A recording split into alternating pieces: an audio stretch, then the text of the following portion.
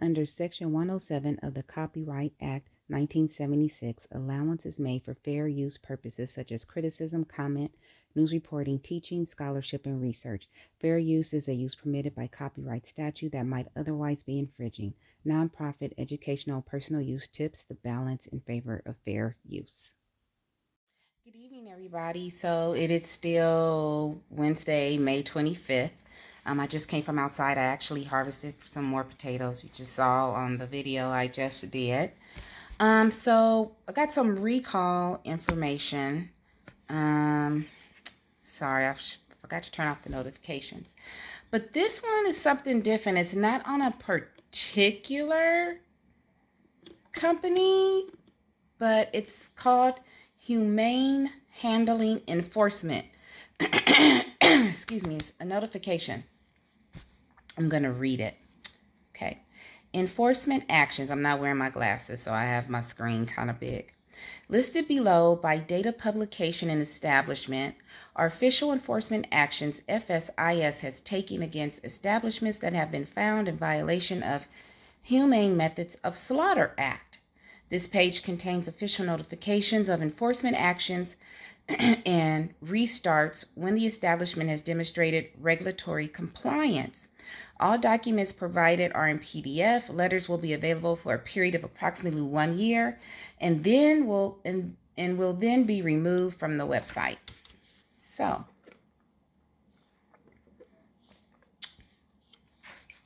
it's a long list. The first one is White Oak Pastures. Intended enforcement. I'm going to click on it. This serves as an official notification by Food Safety and Inspection Service of our intent to withhold the marks of inspection and suspend assignment of inspection slaughter.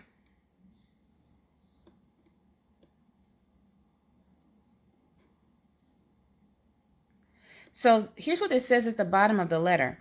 The Humane Methods of Slaughter Act 7 U.S.C. 1901 states, the Congress finds that the use of humane methods in the slaughter prevents needless suffering, results in safety and better working conditions for persons engaged in slaughter industry, brings about improvement of products and economies in slaughtering operations. This is very interesting. So these companies are given notice about, I guess it's probably about inhumanely slaughtering animals. Let me read here. So, okay, slaughter personnel at White Oak Pastures, gives the address, for failure to effectively implement humane methods of slaughtering and handling of animals in a manner that complies with the regulatory requirements prescribed by the Federal Meat Inspection Act, FMIA, and Humane Methods of Slaughter Act, HMSA. Background and authority. The Federal Meat Inspection Act states, for the purpose of preventing the inhumane slaughtering of livestock, the Secretary shall cause to be made by inspectors appointed for that purpose an examination of inspection of the method of which cattle, sheep, swine, goats, horses, mules, and other, I guess it's equines, are slaughtered and handled in connection with slaughter and the slaughtering establishments inspected under this act. The Secretary may refuse to provide inspection to a new slaughtering establishment or may cause inspection to be temporarily suspended at a slaughtering establishment if the Secretary finds that any cattle, sheep, swine, goats, horses, mules, or other equines have been slaughtered or handled in connection with slaughter at each establishment by any method not in accordance with sections 1901 to 1906 of Title VII until the establishment furnishes assurances satisfactory to the Secretary that all slaughtering are handled in connection with slaughter of livestock shall be in accordance with such a method. Whew. So basically, these places have been given notice that they do not slaughter their animals properly. So that action was taken on May 16th and posted May 25th. Then there's a deferral notice from May 19th.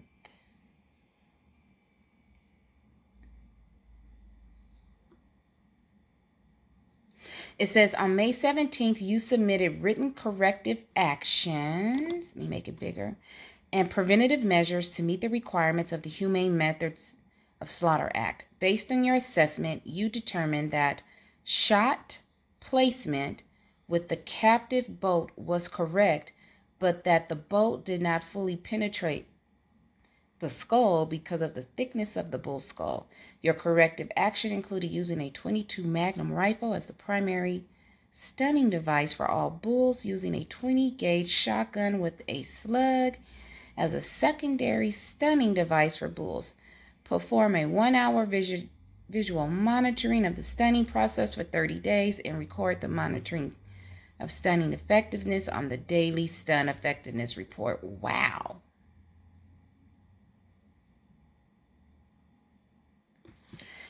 So it says here on May 18th, 2022, FSIS determined that your pro-offered corrective actions and preventative measures were not adequate to properly address the inhumane handling incident, and further clarification was requested.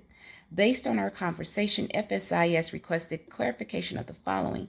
Provide a copy of the record used to document assessment of the bull's skull with the signatures of employees, providing a copy of the corrected record titled Daily Stun Effectiveness Report. Confirm the 20-gauge shotgun is scheduled to be delivered on May 20th, 2022. Confirm that you will monitor and record 100% of the stunning effectiveness of all bulls. Currently, only one cull bull is scheduled to be killed, and that you will monitor and record the stunning effectiveness of 4 bovine, excluding bulls, each day of slaughter during the deferral period. Confirm that a security stun will be used on each bovine during the deferral period, and this was documented on the daily stun effectiveness report.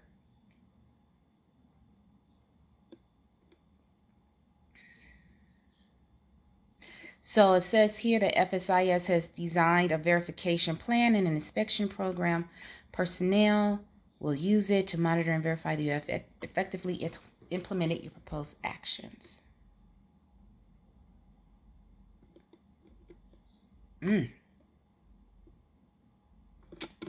So these are notices. So I keep clicking off of that. Sorry. So they give the establishment an intended enforcement and then post it in a deferral notice.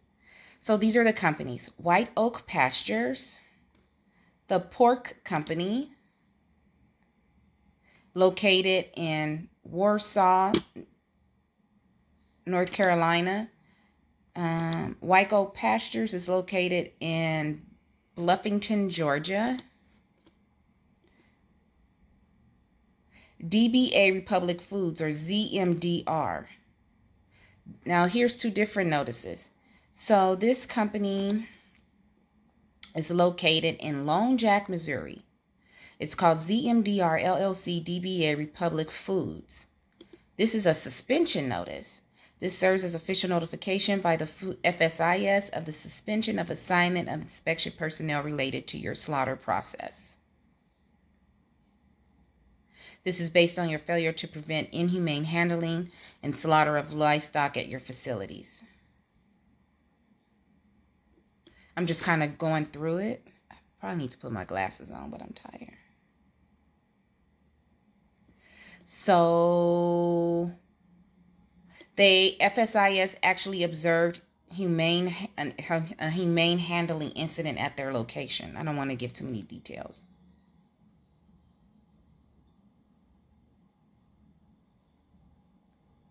Looks like they had livestock in muddy conditions and the calf was unable to get up.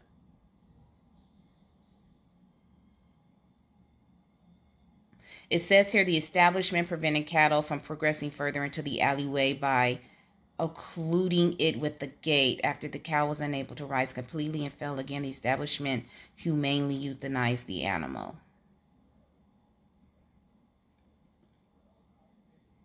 And it says that they failed to comply with the Humane Slaughter Act and the Federal Meat Inspection Act. Based on egregious nature of the incident, they determined that a suspension is warranted. So in conclusion, in accordance with the FSIS rules of Practice 9 CFR, we are formally notifying you of the suspension of the assignment of inspection personnel for the slaughter process at your facility. Suspension will remain in effect until you provide adequate written corrective action. This is for the company located in Lone Jack, Missouri. And then the suspension is held in abeyance.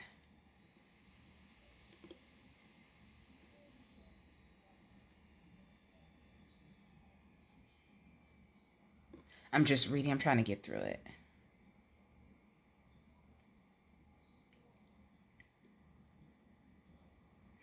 So please be advised that your failure to comply with the statutory and regulatory requirements to implement the corrective actions identified in the action plan and failure to notify this office in writing of any changes to the action plan may result in us initiating further regulatory action as deemed necessary at the time. During this period of abeyance, any changes made to the action plan need to be submitted to this office for review and comment prior to you putting the changes into place. So this is suspension. Here's another one. Wow. So this company, Family Butcher Shop. I need to, where is this located at? In Dover, Delaware. August 4th, 2021, they had a suspension notice. Then August 4th, they had a suspension held in abeyance. Then they had a reinstatement of suspension in October. A reinstatement of suspension held in abeyance in October. Then they got another suspension notice May 10th and a suspension held in abeyance May 11th. West Texas A&M University Meat Laboratory, suspension notice May 9th, held in abeyance May 10th. They're located in Canyon, Texas. High Country Meats, suspension notices, Raton, New Mexico? Marksberry Farm Foods, LLC, located in Lancaster, Kentucky, suspension. Bay Area Ranchers Cooperative. 2 suspension notices and 2 suspension held in abeyance, located in Petaluma, California. Underground Slaughter, LLC, located in Walling, Tennessee. Andy's Meats, suspension notices, Endeavor, Wisconsin. South 40 Farms, LLC, suspension notices and abeyance, located in Mott, North Dakota. Sorry, I had to see what ND meant. Wright City Meat Company, Wright City, Missouri. Olson Meat Plant, Orland, California. All of these are suspension notices. Integrity Meats, Elroy, Wisconsin. Prestage Foods of Iowa, Eagle Grove, Iowa. Valleja Foods. They have suspensions, reinstatement of suspensions. Jefferson, Wisconsin.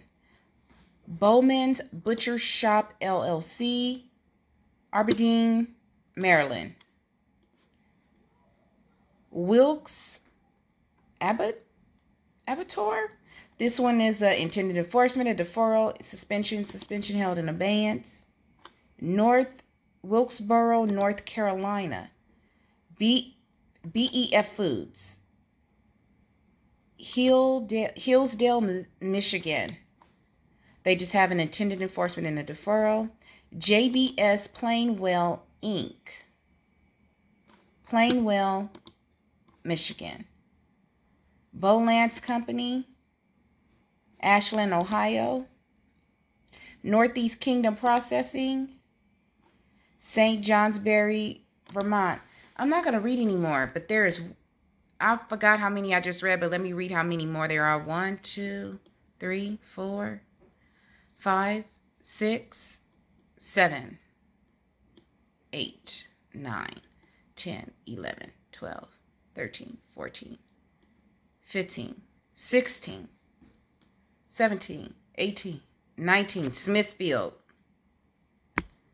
20, 21, 22, 23, 24, 25, 26, 27, 28, 29, 30, 31, 32, 33, 34, 35, 36, 37, 38, 39, 40, 41, 42.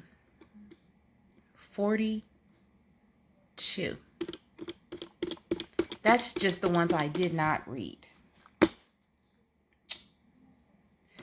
We got to watch out for our meat. So, and I saw another, let me go through this because I got 120 emails. I try to go through my emails every day and delete, but I had a grueling day at work.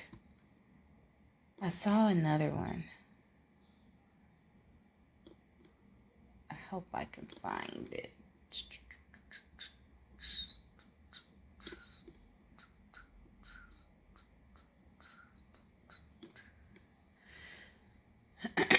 Sorry. Here we go.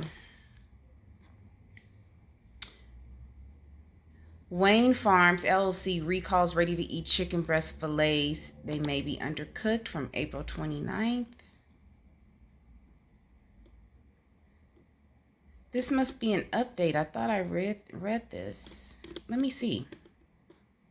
But it just popped up. Yeah. So this was one I read before on April 29th.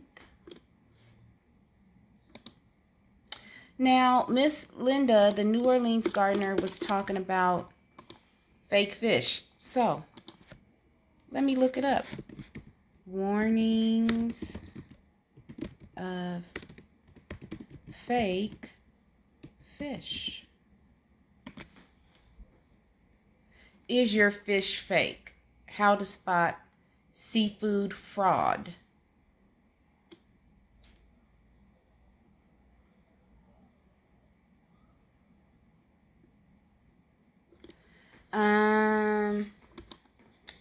This is from the Irish Times.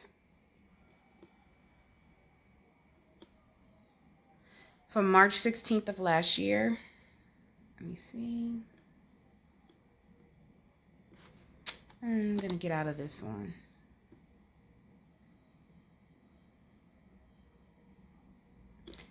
Foxfish looks to ride the growing wave of alternative meat.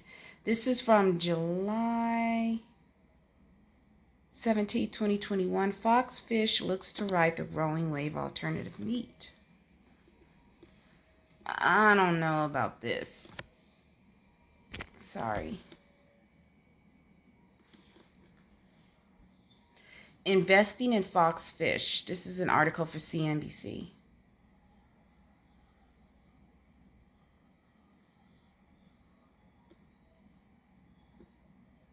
So I'm going to the middle of the article. Let me read this. Investing in foxfish. However, several companies are looking to change that in an attempt to take a piece of the more than 15 billion U.S. seafood market. There were 83 companies globally producing alternative seafood products as of June 2021, according to GFI, with 65 of them focusing on plant-based products. This comparison, there were only 29 companies producing alternative seafood products in 2017. In 2020, more than $80 million was invested in alternative seafood companies. The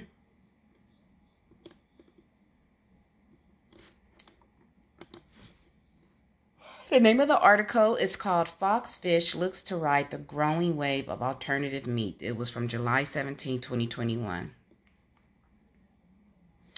Here's another one for September 21st, 2018. Think that fish you bought for dinner is snapper? From CNBC. It could be a fake. Don't get sold on phony fillets when buying seafood. Thinking of some fish for dinner, maybe A nice red snapper fillet? Beware, because the fish you buy may not be snapper at all. According to a study of Oceana, a nonprofit ocean conservation group, 1/3 of the more than 1,200 seafood items purchased by researchers nationwide between 2010 and 2012 was mislabeled. DNA samples showed the fish was something other than what the label claimed. The most commonly mislabeled fish was snapper. Researchers found 87% of the snapper they purchased from the stores and restaurants was improperly labeled. Among the most common substitutes for snapper, sea bream, tilapia, and rockfish. Tony Maltese, who spent 50 years in the seafood industry as a commercial fisherman and a retailer, he's a former vice president of the Fairway Market grocery chain in New York City, says, faking fish is all too easy for a cooked merchant. The average person looking at it, they can't tell. But you can sell 4 or 5 different fish that look like red snapper, and they're not red snapper. He told CNBC's American Greed. I'm going to have to look that up tonight when I'm in the bed. The Oceana study blames the widespread fraud on an increasingly complex, obscure seafood supply chain, making it difficult to determine whether the fraud starts on the boat, at the wholesaler, at the store, or a combination of all three. Maltese says that while most people in the industry are honest, the incentives for some to cheat keep growing. Right now, the state of the fishing industry in this country is tough, he said. I've been doing it my whole life, and it becomes harder and harder every year to make a living. He blames government regulations aimed at controlling overfishing, as well as unscrupulous merchants who can, for example, purchase sway, an Asian catfish, for $3 or $4 per pound, then sell it in the U.S. as grouper for more than 5 times that amount. The more people cheat, the more difficult it becomes for honest fishermen to make a living. The Godfather. One of the greatest egregious cheaters of all time was Carlos Rafael, who operated a commercial fishing fleet in New Bedford, Massachusetts, known locally as the Godfather. He ruled the waters with an iron fist. He controlled the flounder market in New Bedford, Rafael said in a conversation recorded by undercover federal investigators obtained by American Greed. IRS agents posed as Russian mobsters in the sting. He did so by squeezing out smaller competitors, falsifying government reports, and mislabeling his catch to make it look like he was complying with the regulations. Rafael serving a 4-year prison sentence after pleading guilty last year to 28 criminal counts, including falsifying federal records, falsifying labeling fish, and illegally smuggling of cash in a scheme that threatened the livelihood and reputations of honest people in the industry. Fish stories. How can you tell if the fish that you are buying is what it says it's labeled as? Maltese says when it comes to certain fish, such as snapper and grouper, beauty truly is skin deep. Flip it over, tell the man you want to see the skin on it. He said, if it's skinned, do not buy it as red snapper or grouper. Red snapper skin could be bright pink, almost red. Grouper skin is speckled gray. Without the skin, it is nearly impossible to tell what fish you are looking at. When you take the skin off, it looks like several different fish. Another frequent substitution is farmed, raised salmon sold as wild or sockeye salmon. Maltese says wild salmon tends to be less brightly colored than the farm-raised variety, which are often raised on specially formulated food to make them more orange. I always thought that it was the darker. Farm-raised salmon may also have white lines running through the meat. Those lines are fat, which are a telltale sign that the fish was not caught in the wild. The wild salmon very rarely has fat lines in it because they have to swim and they stay in shape trying to catch their food, whereas the farm fish sits around and eats pellets. Maltese says The laws require fish markets to display a sign showing where the fish is from and whether it is frozen or fresh, but there is no substitute for knowing your fish seller. They should be around a while, he said. You have to pick a place that has volume and lots of customers. And if you see lots of customers in the store, you know they're turning the fish over. And they're around 30, 35 years, 20 years. You know that's their reason for that. I'm going to go back to the salmon. I'm going to read that again. Wild salmon tends to be less brightly colored than the farm-raised variety, which are often raised on specially formulated food. Now, I always thought that the wild salmon was the really dark red and that the fake salmon was the really light. Now I know to look for the really light and look for lines in it for fat. I just learned something.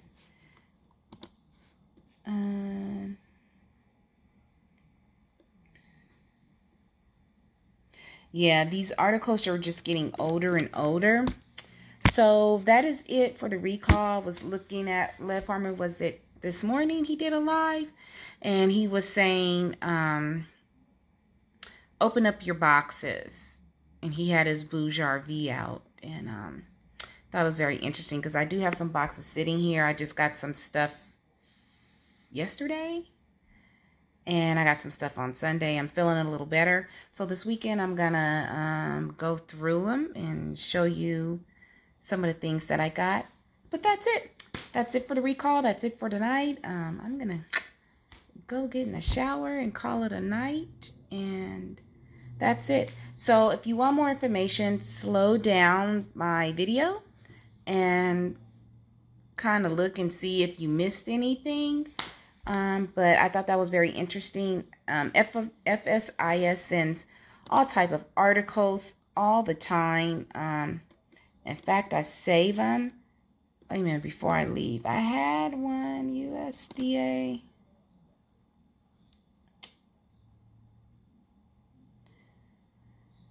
I thought it was one. They did an article on, I think, food safety for the summer. Like barbecuing and stuff like that. Let me get down here. USDA, let me move it to my USDA recalls articles. Let me just type in here USDA. Make it a lot quicker, huh? Okay. Bring food safety to your summer vacation. Here it is. This was on May 17th. Come on in. As summertime brings families and friends together for outdoor celebrations, the U.S. Department of Agriculture, USDA, wants to make sure your summer festivities are food safe. Whether you're grilling burgers, camping, or having a picnic, everyone should always bring to practice proper hand washing and use a food thermometer. After observing the consumer behavior in test kitchens revealed that people are skipping basic food safety practices. USDA is concerned that consumers are not doing enough to reduce the risk of food-borne illnesses. Our research shows that participants were not adequately washing their hands or using a food thermometer. Summer is a time to relax and enjoy delicious meals with friends and family, but food-borne pathogens never rest. Following safe food handling practices during this and other seasons can reduce the risk of you and your loved ones getting sick. USDA encourages all Americans to follow these food safety tips to keep you and your family foodborne illness free this summer. Wash your hands. Inadequate hand washing is contributing factor to many illnesses, including foodborne illnesses. It is important to follow proper hand washing steps before, during, and after preparing food to prevent bacteria from transferring from your hands to the meal. And it says here, USDA consumer research showed that 56% of participants didn't attempt to wash their hands during meal preparation. This is why you don't eat at potlucks. This is a major drop in hand washing attempts from prior years' research. In 3 years, the figure was 71%, and in 2 years, it was 74%. In addition to low attempts at hand washing, roughly 95% of participants failed to wash their hands properly. The most common reason in the study for unsuccessful hand washing was failing to rub hands with soap for 20 seconds, followed by not wetting hands with water as a first step.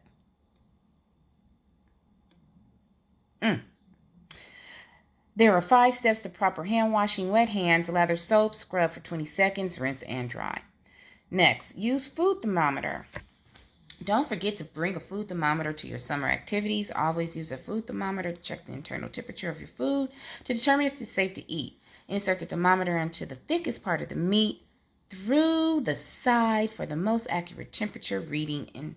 In a study, only 55% of participants used a food thermometer to check the internal temperature of the hamburgers and sausages they were cooking. Use a food thermometer to ensure the following foods have reached their internal temperature: beef, pork, lamb, and veal steaks, chops, and roast, 145 degrees with a 3-minute rest. Fish, 145 degrees. Egg dishes, 160 degrees Fahrenheit. Ground meats, beef, pork, lamb, veal, 160 degrees Fahrenheit. All poultry, whole or grounded, 165 degrees Fahrenheit. Avoid cross-contamination while preparing your meal this Memorial Day. I'm happy I'm reading this. Be sure to keep your raw meat separate from your fruits and veggies. Raw meat and poultry can carry bacteria that causes foodborne illnesses. To reduce the risk of cross-contamination, USDA recommends using separate cutting boards, one for raw meat and poultry, another for fruits and veggies. In this study, cross-contamination was prevalent across all participants. 32% contaminated their plates and cutting boards while preparing food. 28% contaminated their kitchen sinks. 12% contaminated space containers. 8% contaminated the cupboard handles of their kitchen. These findings are part of a multi-year mixed method study that USDA's Food and Safety Inspection Service commissioned to evaluate various consumer food handling behaviors. USDA touches the lives of all Americans. They've said this before. So, basically, 56% of people don't attempt to wash their hands.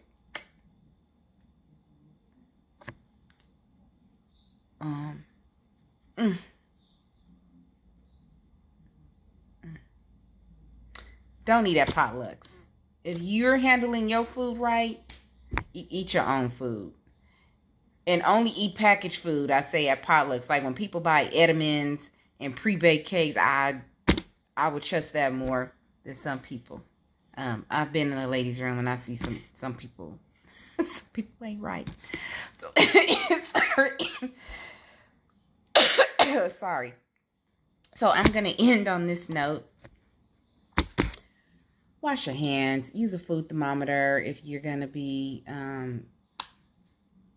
if you're going to be barbecuing this Memorial Day weekend. Just be careful. I'm going to stop because now I'm coughing. Okay, so that's it for the USDA recall list.